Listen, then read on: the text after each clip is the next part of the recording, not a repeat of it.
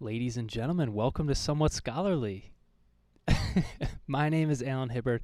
I am very excited to make this video. It has been a long time coming, and I got to say thank you to Mr. Scott Powell of the XRP Army for encouraging me to make this video.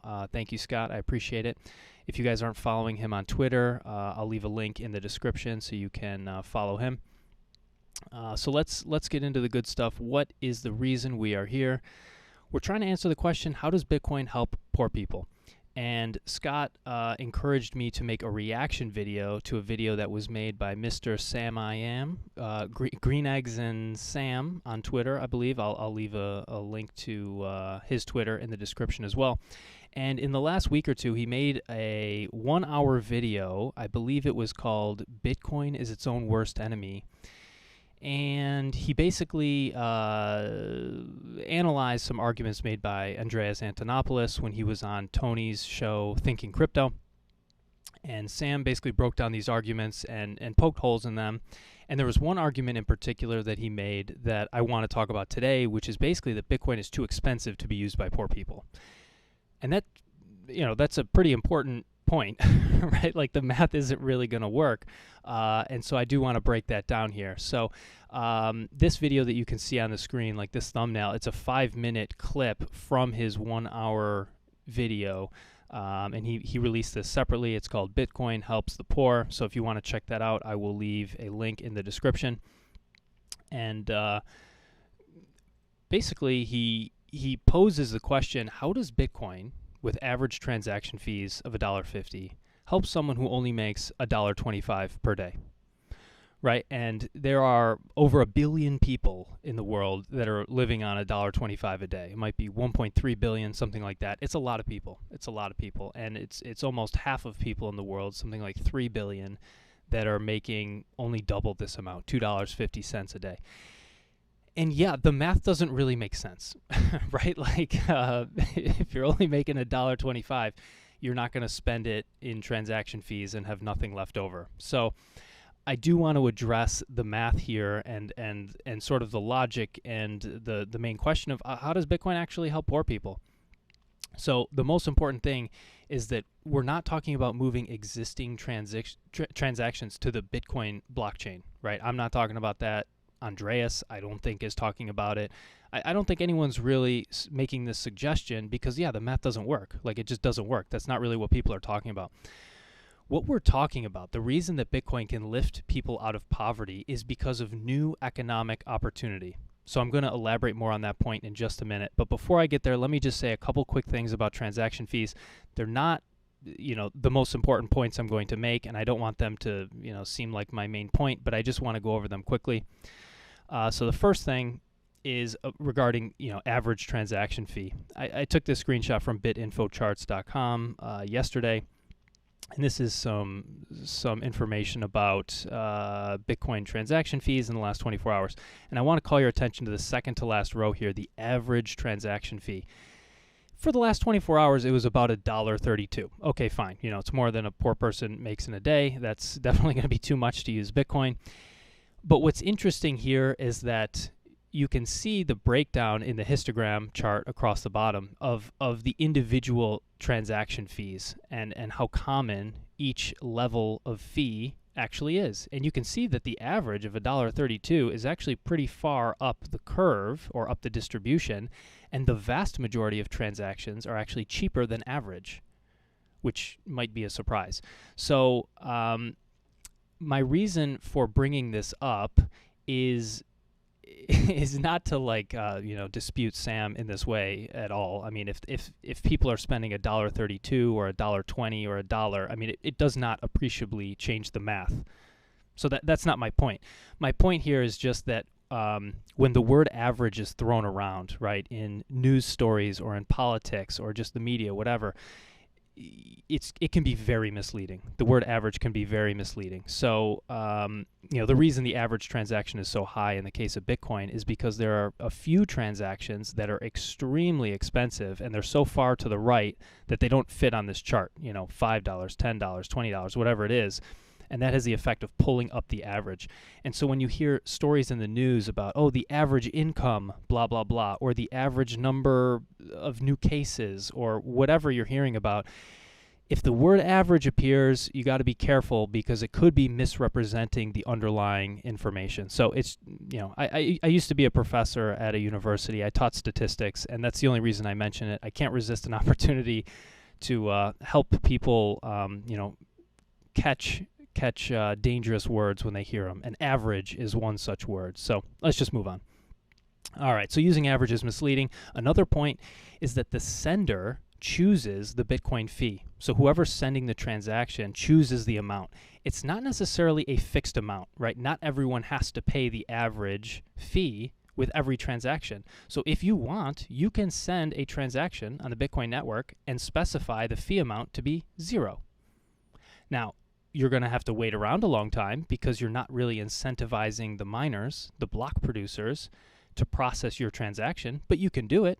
And when I looked in the last 24 hours, there were, I forget, either 12 or 14 transactions that went through with 0 fee. So that's not very many, 12 or 14 compared to, several hundred thousand, but it's possible, right? And you can pick.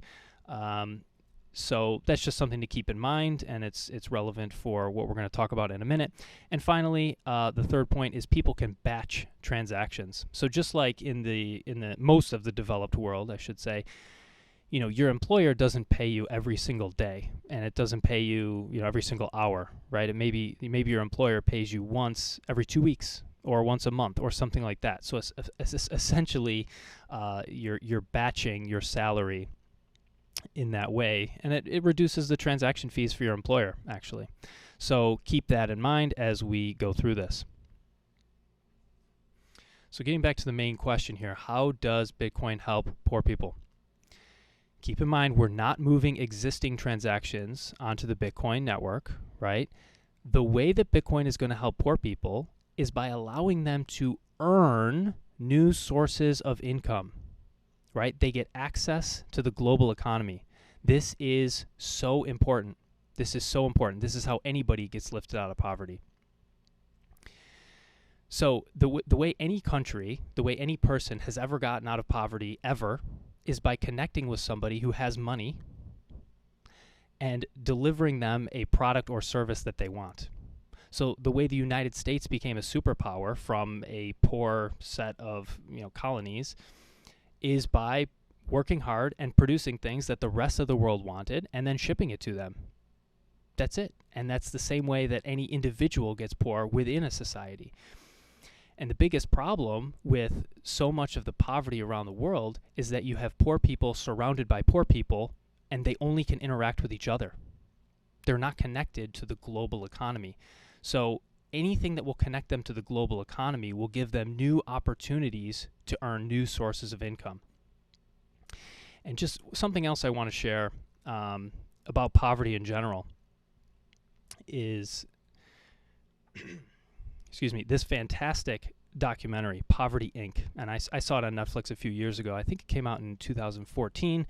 As far as I know, it's still available on all the platforms you see listed across the bottom here. And the tagline here is, "Fighting poverty is big business, but who profits the most?"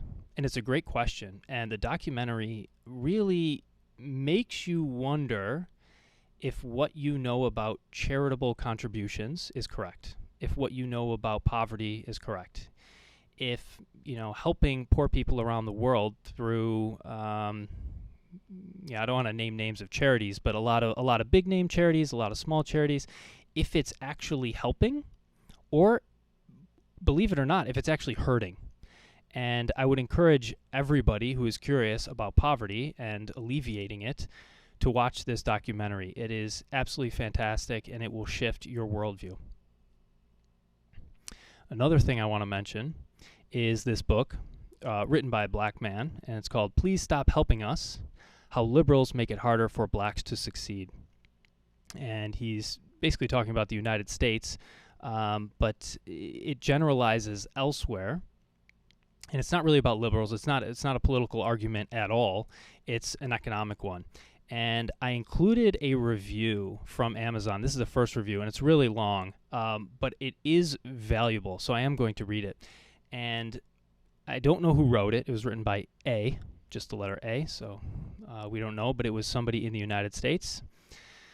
And it might be a white woman, but not sure. So you can make a guess, or you can not worry about it, but I think the review is important, so I'm going to read it here. I was rather concerned when it was suggested I read this book. Many times, any book that includes the words liberal or conservative is just trashing the other side. He doesn't trash anyone.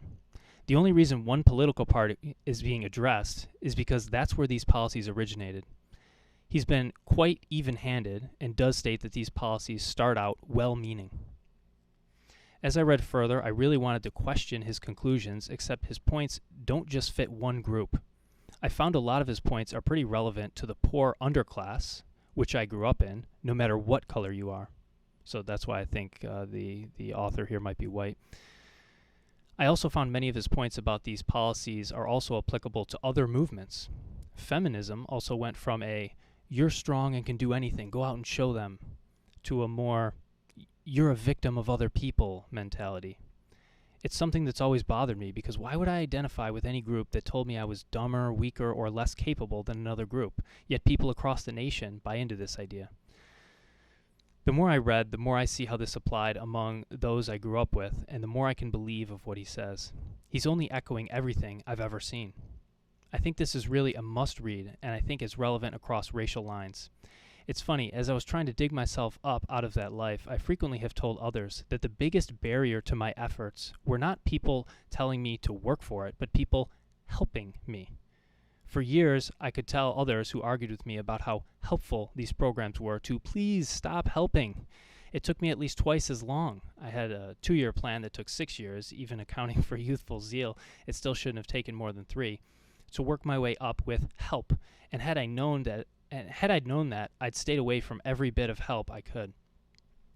Once I saw myself in this book, I knew I was reading the right thing. He's more in touch with at least the poverty class than most I have read, and more than anyone in politics. So I think that's a really important review, and the reason that I chose to include it, as well as the book and the documentary, is because a lot of what we think about helping people and alleviating poverty is counterintuitive and plain wrong. And a lot of times we come up with these policies, these laws, these rules, these gifts, these free things, these handouts, and we think we're helping the recipients. And not only are we not helping them, but we oftentimes make it a lot worse. We actually retard their progress. We slow it down significantly. And whether you're talking about a particular race, a particular gender, a particular country, it doesn't really matter. A political party, the recipe here is the same. If you want to alleviate poverty, give people tools, and get out of their way. That's it. That's it. You don't have to give them stuff. You don't have to give them food. You don't have to give them clothing. You can see in the documentary Poverty Inc. that when we send crops to poor countries, we actually put the local farmers out of business. Right? Because why would the locals pay for food, right, that the local farmers produced, when they could get the same food for free that's shipped there from overseas? Right? And same thing with clothes. Well, if we send free clothes, that puts the local people who make clothes out of business. And so all of these ideas, brilliant ideas from politicians, economists, experts, all these ideas to help and go bring certain things to people tend to backfire. They tend to do more harm than good. The recipe for alleviating poverty is to give people the tools and get out of their way.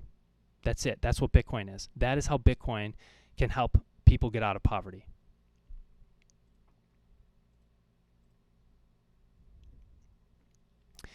So that was the first major point, which is earning, right? Access to a global economy.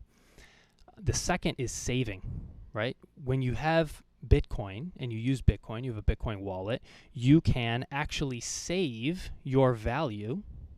Whereas if you're just using currency, you're not actually saving, right? We use the word saving like, oh, it's good to, save money, right? And usually people use the word money, they're actually referring to currency. But in reality, any government currency on the planet today in 2020 is fiat, which means it's not backed by anything, and it can be inflated away at will, and the rules of the game can be changed in the blink of an eye. And this is absolutely horrible to anyone who's trying to save. And I'll give you a couple examples. This is from India. Indian woman commits suicide over fears shock introduction of a ban on rupee notes would leave her penniless as millions stream to banks desperate to exchange cash. So, I mean, there's definitely nothing funny about suicide, but the length of the title is kind of funny to me. I think it's a little clunky. But anyways, there was a woman, 55 years old, who killed herself after panicking about her life savings. And this is because the Prime Minister of India, Narendra Modi, said, just sort of whimsically, with no warning, he basically said, okay, 1,500 rupee notes are banned. And that's roughly equivalent in the United States to banning $10 and $20 bills. And imagine if Trump or whoever said, okay, we're just not acknowledging those bills as legal tender anymore. I mean, what would you do? Especially if you didn't have a bank account and your entire savings was in $10 and $20 bills in your house. I mean, what would you do? I mean, this is just absolutely crazy. And this decision by a centralized authority figure, right? The prime minister, which was intended to help, right? It's intended to stop tax evasion and to reduce corruption. That sounds great. Okay, it caused at least one suicide. I'm sure it wasn't the only one. And furthermore, it caused, basically everyone in the country to go stand outside the bank and try to figure out what the heck is going on, right? Get rid of their old notes and try to get something that the government now says is going to be recognized. And this happens all over the world in different degrees at different times. And this is one of the inherent problems of fiat currencies. And every government currency nowadays is fiat. And I'll give you another example. This comes from Twitter, Dalal Mawad. How would you feel if your lifetime savings disappeared tomorrow? I'm only 34, but I've spent the last decade working hard, building my career, saving for the future. Now it's all gone. It's mere ink on paper. I'm still in denial, but reality is slowly sinking in.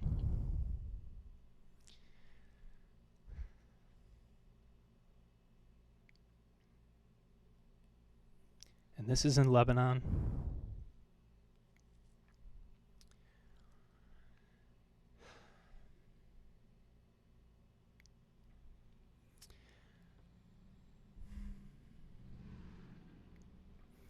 This is in Lebanon, where a currency crisis is sparking protests, where their local currency has plummeted in value. People have lost their savings overnight. And the brilliant solution that the president has come up with is that the central bank will inject dollars into the market in an effort to curb the crisis, not solve the crisis, not undo the crisis, not give people their life savings back, just curb the damage a little bit so it's not so bad, so that people don't riot so much. And this is what is going on all over the world in different degrees. The entire world, every single country, is experiencing a currency crisis right now. Right? This is July of 2020. Every single country, including the United States, including England, including the entire Eurozone, every single country on the planet is experiencing a currency crisis right now. Some are more severe than others. Some are happening more quickly than others. But every single country is experiencing it right now.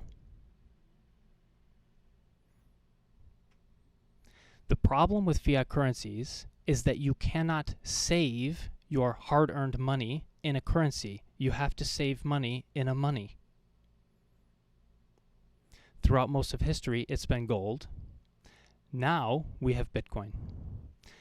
This is how Bitcoin will help people. I mentioned the earning, I mentioned the saving. Earning and saving is the 1-2 punch that has lifted anybody out of poverty ever.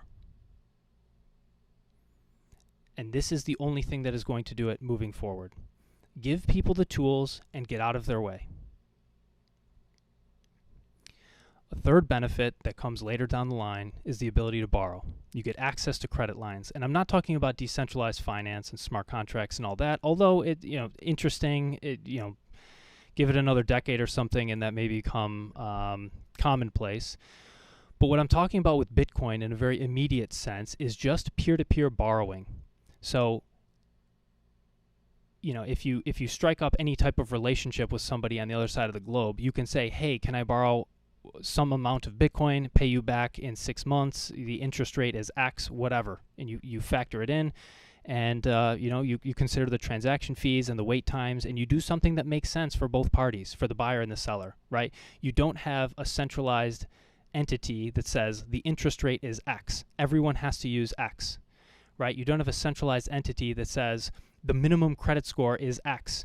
And if you don't have that, you can't borrow money, because that's what it is right now, and it is a huge barrier to progress, enormous. That's what it is in the developed world. It's a huge barrier to progress.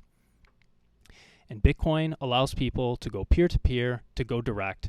People know what the transaction fees are going to be. They know what the wait times are going to be. They can choose their transaction fees, let me put it that way. And they can calculate the wait times probabilistically. So if you're happy waiting a day for your money, sure. Yeah, no transaction fee. Wait a day for it to be confirmed, or 2 days or 3 days, whatever. And if you're unwilling to wait, pay a lot more for your transaction. That's it. But again, this is all new economic activity. The reminder at the top, we're not talking about moving existing transactions to Bitcoin. A fourth thing is investing, and I don't mean, buying altcoins and waiting for when Moon, when Lambo. No, I'm talking about access to materials, tools, equipment, that type of thing, traditional capital investment. If you've got a farmer who has some product, a plow, a tractor, or whatever it is that can improve yields or, reduce labor costs or whatever, if that farmer has a way to accumulate capital and save in a form of money that can't be debased, like the way his local government currency can be hyperinflated to no value whatsoever, if that farmer can save, then he or she can accumulate capital over time and then eventually buy these things and, buy it from the cheapest seller around the world, factoring in transaction cost, shipping cost, the risk of getting something through customs and so forth. So it just gives people opportunity, and they will figure out what they need, right? Everyone needs something different. Everyone has a different risk tolerance. Everyone is willing to wait a different amount of time or pay a different transaction fee. Just giving people the option is what is going to lift them out of poverty. That's it, giving them the option. They will decide what is best for them. A fifth option here that comes down the road is hedging, right? Like access to different types of insurance products, futures contracts, and so forth. So this isn't a primary thing, but it can be done. And I'm not talking about Wall Street hedges and Wall Street derivatives. I'm talking about the original reason that these things exist and creating your own products in a peer-to-peer way. There's no reason why someone couldn't come up with a Bitcoin insurance fund, not to insure Bitcoin, although that's possible too. But what I'm talking about is farmers all over the world who want fire insurance, flood insurance, whatever kind of insurance they want. And they pay a little bit of Bitcoin to wherever this company is located. And if someone has a fire on their farm or a flood and their crops get destroyed, the whoever is the insurance agency can pay that farmer. Great. And if the transaction fees are too high, they won't do it. If the wait times are too long, they won't do it. But just giving people the choice is very helpful, right? They're not losing anything they already have. They just have more opportunities to save, to earn, to invest, to borrow, to hedge, and so forth.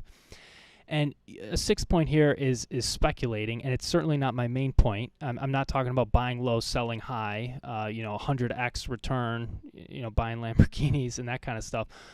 But people could do it if they wanted, right? If two local people use Bitcoin and they don't have bank accounts and they don't have centralized exchanges for fiat on and off ramps, they could send Bitcoin to one another digitally and then exchange fiat cash, physically hand to hand, and speculate on the price if they wanted, right? There's nothing to stop them from doing it, but that is not central to my point at all. It's just another option.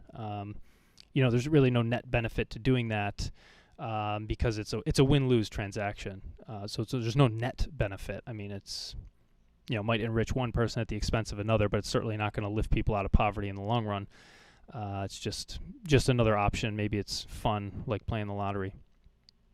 So getting back to the main question, how does Bitcoin with average transaction fees of $1.50 help someone who only makes $1.25 per day? I think I've answered that question. One thing I'll say is, we're not talking about moving those existing transactions of $1.25 to the Bitcoin blockchain. We're talking about new economic activities, right? And if you want to make money, you need three things. You need a product or service, you need people who want to buy it, and you need a way to get paid. And Bitcoin is that way to get paid. It connects poor people around the world to rich people around the world. And when you're poor, on a relative basis, everyone else is rich relative to you.